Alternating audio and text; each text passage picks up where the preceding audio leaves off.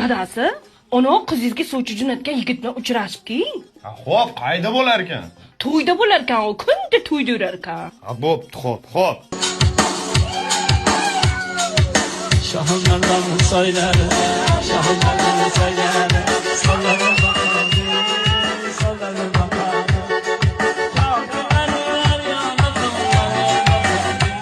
Ish qilib shu bo'lmasin-da kuyov bola.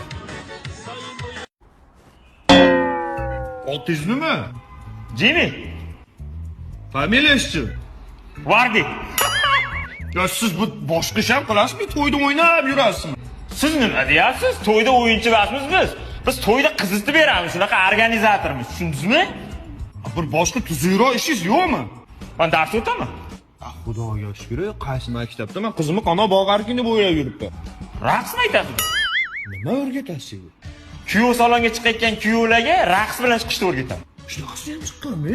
Ko'rmaysizmi hali Instagramda trend bo'lib ketdi, qo'shtirmasini ko'rsatib beraman. Siz kakutda mana shu yerda kelin salom aytib turgan bo'lasiz, mana kuyov chiqib kelyapti men aytdim, ketdi. Yigitlarni sardori, kelin qizni xaridori. Salom salom, kelin salom, kuyov yigitga salom.